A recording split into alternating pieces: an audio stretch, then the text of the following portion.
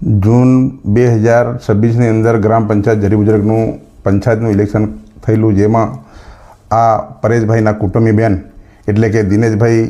ગુલાબસિંહભાઈ ગણાવાની દીકરી નામે વંચિતાબેન સરપંચના ઉમેદવાર તરીકે ઉમેદવારી કરાવેલી હતી અને એની સામે મારા પત્ની નર્મદા માવીએ ઉમેદવારી કરેલી.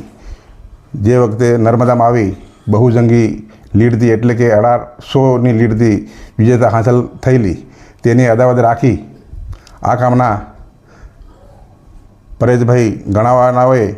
દિનેશભાઈ ગણાવાની ઉશ્કેરણીથી એની સળાવણીથી મારા ઉપર ખોટા આક્ષેપો કરેલા છે. એનું કારણ એ છે કે ભાઈ આ લોકોએ મને બદનામ કરવા માટે હાલ તાલુકા પંચાયત અને જિલ્લા પંચાયતનું ઇલેક્શન આવી રહ્યું છે, એના બદનામ માટે આ ખોટું ઉપજાવી કાઢેલું છે અને લોકોને ગેરમાર્ગે દોરી મીડિયામાં ખોટા સંદેશો પહોંચાડી રહ્યા છે. એના સામે મારો વિરોધ છે અને આજ રોજ હું કહેવા માગું છું કે હું પોતે વકીલ છું, હું કાયદો જાણું છું, તેમ છતાં આ લોકોએ અભણ લોકોને ખોટા ભેરવવા માટે આ ખોટી ફરિયાદ ઉપજાવી કાઢેલી છે.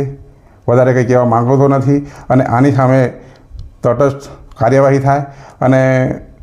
પરેશભાઈ લીંબાભાઈ ગણાવાના તથા એમના પિતા લીંબાભાઈ તથા એમના સાથીઓ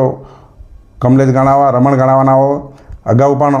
ગ્રામ પંચાયત ઉપર 25 તારીખે ગયેલા અને તમે વિભાજન કરતા કેમ નથી તેવું મારી પત્નીને મા બેન સામે ગાળો બોલી હતી અને 25 તારીખે માહિતી અધિકારમાં માહિતી માંગી હતી, એનો તમે જવાબ આપતા કેમ નથી. એ બાબતે મારી પત્નીને ગ્રામ પંચાયતની ઓફિસે જઈને વારંવાર આ લોકોએ ધાક ધમકી આપેલી. એના કારણે અમે એમને સમજ પાડેલી કે ભાઈ ધારાસભ્ય હોય, સંસદ સભ્યશ્રી હોય, તાલુકા સભ્ય હોય, જિલ્લા સભ્ય હોય, એના કામોનું એગ્રીમેન્ટ ગ્રામ પંચાયત કરતી હોય અને એ કામો ગ્રામ પંચાયત કરવાની હોય છે. તો આ પરેશભાઈ કહેલું કે આ ઝરી બુજુર્ગના ઝરી ખરેલના વિસ્તારના કામો અમે કરવાના છે અને તમે જો આ બાજુ કરવા માટે આવશો તો તમારા હાથ પગ ટાંટ્યા ભાંગી નાખશું એવી મારી પત્નીને ધમકી આપેલી. એ બાબતે મેં અને પરેશભાઈ લીંબાભાઈએ કરેલું કે ભાઈ તમે આ ઝરી બુજુર્ગની ગ્રાન્ટ 8 કરોડ રૂપિયા ખાઈ ગયા છે, 8 કરોડ રૂપિયા તમે ઉપાડી લીધા છે. મેં કહ્યું કે વહીવટી બાબતમાં તમે જ્યાં તપાસ કરી હોય ત્યાં કરી લીજો, તાલુકા વિકાસ અધિકારી શ્રી અને જે તે વખતે આયોજન કરેલું હોય અને ગ્રામ પંચાયતના નીતિ નિયમો પ્રમાણે કે ભાઈ કામ કેટલું થયું છે અને કેટલા કામો પૂર્ણ થયેલા છે એના પ્રમાણે તાલુકા વિકાસ અધિકારી અને સુપરવાઇઝર શ્રીની દેખરેખની છે આ જે બિલોનું